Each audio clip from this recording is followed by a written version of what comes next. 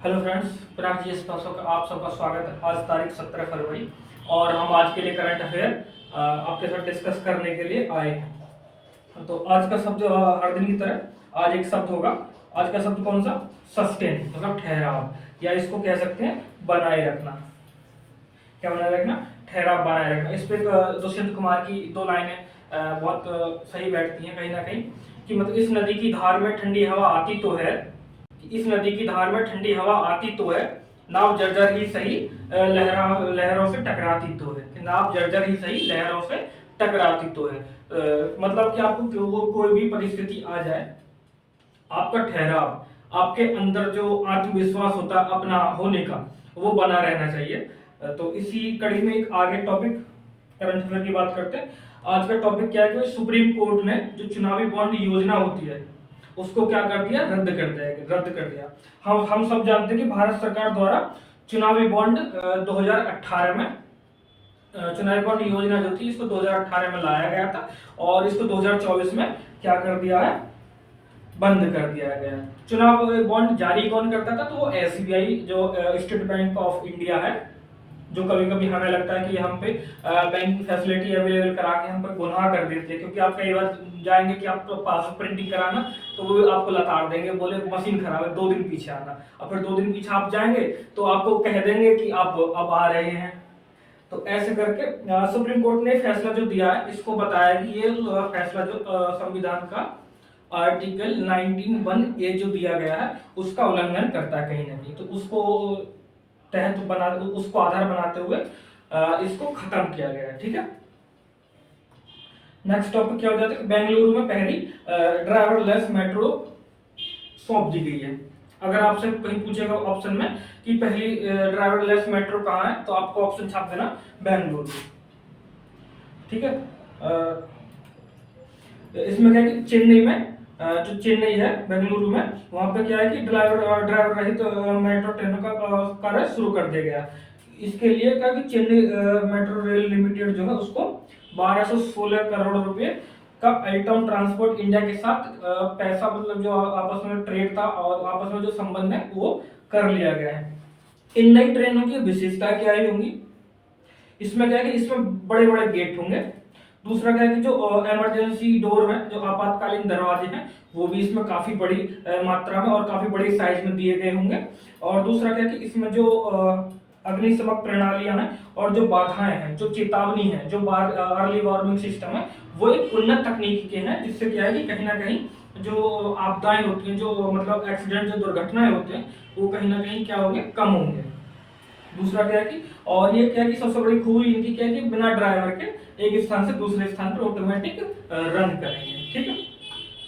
Next topic हमारा हो जाता है भाई 16वें वित्त आयोग की पहली बैठक संपन्न हो जाती है। हम सब जानते हैं कि 16वां वित्त आयोग अभी बना है और इसकी पहली बैठक कब हुई है? 16 फरवरी 2023 को हो गई। इसके अध्यक्ष कौन है? इसके अध्यक्ष जो बनाया गया उसको डॉक्टर अरविंद पनगड़िया को इसकी अध्यक्षता सौंपी गई है। हम सब जानते हैं कि संविधान में आर्टिकल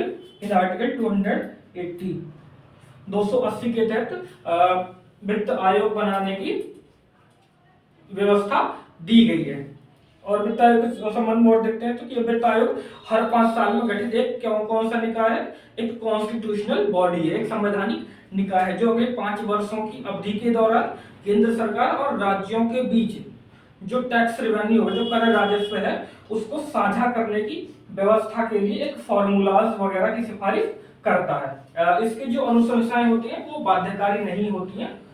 ठीक है। और महत्वपूर्ण जिम्मेदारी इसकी क्या होती है? महत्वपूर्ण जिम्मेदारी इसकी होती है कि वित्त आयोग की जिम्मेदारियों में केंद्र और राज्यों के बीच जो राजस्व वितरण है उसको तय करना, कि इस बार राज्यों को और स्टेट के बीच में कितना परसेंट जो धन है, जो फंड है, वो कितना परसेंट स्टेट को जाएगा सेंटर की तरफ से, उसको डिसाइड करता है। और दूसरा क्या है कि राज्यों के लिए सहायता अनुदान सिद्धांतों का भी सुझाव देता है। ठीक है। कि मतलब कि जैसे पॉपुलेशन के लिए 10% जाएगा, या जो फॉरेस्ट है उसके लिए 15% जाएगा, ऐसे ऐसे करके ये अनुशंसाएं देता है। ये टॉपिक हो जाता है हमारे यहाँ समाप्त। नेक्स्ट टॉपिक हो जाता है CAIL हवाई अड्डे पर दुनिया का पहला ग्रीन हाइड्रोजन संयंत्र स्थापित किया जाएगा। अगर हमसे पूछेगा कि सबसे पहला ग्रीन हाइड्रोजन प्लांट कहाँ स्थापित किया जाएगा? दुनिया का, तो वो है CIAL हवाई अड्डे पे। अब हम बात कर लेते हैं कि ग्रीन हाइड्रोजन की जब हम बात इतनी कर रहे हैं तो ग्रीन हाइड्रोजन होती क्या है। ग्रीन हाइड्रोजन से तात्पर्य क्या है कि वो जो जीवाश्म ईंधन के बजाय सौर ऊर्जा सौर या पवन जैसे नवीकरणीय ऊर्जा स्रोतों का उपयोग करके उत्पादित हाइड्रोजन से है। इसलिए इसमें क्या है कि इसमें जीरो कार्बन इमिशन होता है और यह इलेक्ट्रोलिसिस नामक प्रक्रिया से आपसे पूछा जाएगा कि ग्रीन हाइड्रोजन बनाने में कौन सी प्रक्रिया यूज की जा सकती है, तो इलेक्ट्रोलिसिस नामक प्रक्रिया के माध्यम से निर्मित होता है, जो पानी से क्या कर देती है, हाइड्रोजन को अलग कर देती है। हम सब जानते हैं कि हमारे यहाँ हाइड्रोजन बहुत बड़ी मात्रा में है, लेकिन उसका नुकसान क्या है कि वो एक फ्री फॉर्म में नहीं है, या तो वो किसी एसिड वगैरह के साथ में है, या फिर वो क्या है कि एक पानी के रूप में है, H2O है, या तो वो H2O के रूप में है, या फिर क्या है कि वो एक एसिड वगैरह के रूप में है, फ्री फॉर्म में नहीं है। तो जो इसको अलग करने की टेक्निक है उसको क्या बोलते हैं, उसको इलेक्ट्रोलिसिस बोला जाता है। और ये क्या है कि स्वच्छ ईंधन के रूप में कार्य कर सकता है। अगर इसके आगे के अनुप्रयोगों की बात देखें कि एप्लीकेशंस की बात देखें कि आगे कहाँ कहाँ यूज हो सकता है, तो प्रारंभ में अभी जो है वो हवाई अड्डों में अपने इलेक्ट्रॉनिक वाहन जैसे बड़ी कारों के लिए, बसों के लिए या हैंडलिंग उपकरणों के लिए उनको संचालित करने के लिए किया जा रहा है। जैसे जैसे जीवाश्म ईंधन को सूर्य मतलब जीरो इमिशन विकल्प के रूप में क्या कर दिया जाएगा, सस्टेन कर दिया जाएगा, उसको ट्रांसफर कर दिया जाएगा, तो आगे गुंजाइश ये भी हो जाती है कि इसको इलेक्ट्रॉनिक बसों में भी यूज किया जा सके। और जो राज्य परिवहन निगम है जो केरल है वो भी अपनी हाइड्रोजन आधारित इकोनॉमी में कहीं ना कहीं ग्रोथ कर सकता है। ठीक है, ये हो जाता है आज का करंट अफेयर हमारा हो जाता है यहाँ पे समाप्त। और हम डेली की तरह स्टैटिक जीके के 10 क्वेश्चन जो हम देखते हैं उन 10 क्वेश्चन को देखते हैं। तो सबसे पहला क्वेश्चन हमारे सामने आता है कि तृतीय तमिल संगमम का अध्यक्ष कौन था। तृतीय तमिल संगम का अध्यक्ष कौन था। ऑप्शन 1 हो जाता है नक्कीर, ऑप्शन 2 हो जाता है इलारा, ऑप्शन 3 हो जाता है चिंतामणि और ऑप्शन 4 हो जाता है इनमें से कोई नहीं। तो हमारा ऑप्शन कौन सा सही हो जाता है, ऑप्शन ए सही हो जाता है नक्कीर। नेक्स्ट टॉपिक है all India trade union Congress के पहले अधिवेशन की अध्यक्षता किसने की थी। तो हम सबको पता है कि इसकी अध्यक्षता, पहले अधिवेशन की अध्यक्षता किसने की थी, लाला लाजपत राय ने की थी। ये कब हुआ था, ये हुआ था 13 अक्टूबर 1920 को, कहा, बॉम्बे में। आपसे क्वेश्चन ये पूछा जाता है कि जो 1920 में बॉम्बे अधिवेशन हुआ था उसकी अध्यक्षता किसने की थी। तो ऑप्शन हमारा हो जाता है लाला लाजपत राय, ऑप्शन हो जाता है। नेक्स्ट, मतलब किस अमेरिकी राष्ट्रपति ने गुलामी को संपूर्ण रूप से बंद कर दिया गया था। तो ये आप सब जानते हैं, ये कौन है, अब्राहम लिंकन है। नेक्स्ट टॉपिक हो जाता है कि संयुक्त राष्ट्र संघ का चार्टर कहां स्वीकार किया गया था। इसमें ऑप्शन कौन सा, option a San Francisco, option b Yalta और ऑप्शन 3 पेरिस और ऑप्शन 4 बर्न। तो इसमें कौन सा ऑप्शन हो जाता है, सैन फ्रांसिस्को। नेक्स्ट टॉपिक क्या है कि सिलिवेट रोड भारत को किस पड़ोसी देश से जोड़ती है। ऑप्शन ए चीन, option B Bhutan, option 3 Bangladesh और ऑप्शन 4 पाकिस्तान। तो पाकिस्तान तो होगा नहीं, इसको एलिमिनेट कर देते हैं। इसमें ऑप्शन सही हमारा हो जाता है चाइना। अब एक राजस्थान से भी क्वेश्चन है आपके सामने कि कुंभलगढ़ राष्ट्रीय उद्यान राजस्थान के किस जिले में पड़ता है। ये अभी न्यूज में है, आप बताइएगा ये न्यूज में क्यों रहा है अभी पिछले 1-2 साल में, तो बताइए किस जिले में है। बीकानेर तो सबसे लास्ट में पड़ जाता है, उधर ये है नहीं, तो बीकानेर क्या हो जाता है, कैंसिल हो जाता है। वही जैसलमेर है, दोनों कैंसिल हो जाता है। अब बचता है हमारा राजसमंद और भीलवाड़ा। तो हमारा ऑप्शन कौन सा हो जाता है सही, ऑप्शन सही हो जाता है हमारा राजसमंद।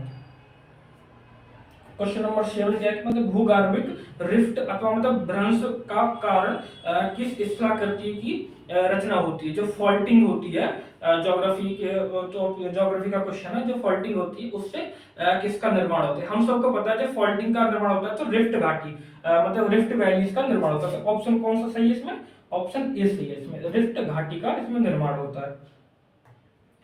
क्वेश्चन नंबर 8 क्या हो जाता है कि समाज में गरीबों की मदद के लिए सरकार उन्हें बफर स्टॉक से बाजार मूल्य से कम कीमत पर अनाज प्रदान करती है तो उसको क्या कहा जाता है? उसको सीधी सी बात है, जब बाजार का मार्केट किसी इस पैसा बचकर इस पेन का मार्केट 20 रुपये है और इसको इश्यूज प्राइस कितने 18 रुपये, तो बाजार मतलब गवर्नमेंट क्या कर रही है, उसको छूट प्राइस पे दे रही है। तो कौन सा मूल्य पे दे रही है? वो इश्यूज प्राइस पे दे रही है, क्योंकि इश्यूज प्राइस से नीचे देने पे तो गवर्नमेंट भी घाटे में जाएगी ना भाई। तो इसका ऑप्शन कौन सा हो जाता है? ऑप्शन ए, इश्यूज प्राइस। एमएसपी, एमएसपी जो है हमारा मिनिमम सपोर्ट प्राइस है, उसमें जो अभी न्यूज में चल रहा है, जो किसान आंदोलन भी हो रहे हैं इसको लेकर, तो एमएसपी उससे रिलेटेड है, ठीक है। नेक्स्ट क्वेश्चन हमारा हो जाता है कि सर्वोच्च न्यायालय न्यायाधीशों की संख्या संशोधन अधिनियम 2019 के बाद सुप्रीम कोर्ट में सीजीआई सहित कुल कितने जजों की संख्या? ये हम सबको पता है, इसमें कितने हैं? 34, 31 पहले थे, अब कितने हैं? अब 34 जज हैं। नेक्स्ट क्वेश्चन हमारा हो जाता है संसदीय प्रणाली के लिए निम्न में से कौन सा कार्यकारी जिम्मेदार होता है? निम्नलिखित में से कौन सा कार्यकारी जिम्मेदार होता है? तो कौन सा कार्यकारी जिम्मेदार होता है मतलब संसदीय प्रणाली में? विधायिका के लिए। ऑप्शन बी हमारा सही आंसर हो जाता है। तो आज के क्वेश्चन हो जाते हैं समाप्त। आप हमें सब्सक्राइब कीजिए, फॉलो कीजिए, लाइक कीजिए और अपने दोस्तों के साथ शेयर कीजिए। और हमारा टेलीग्राम चैनल पिनाक जीएस के नाम से, इस पे आप हमसे ऐड हो सकते हैं। तब तक के लिए जय हिंद, मिलते हैं कल एक नई क्लास में। बाय।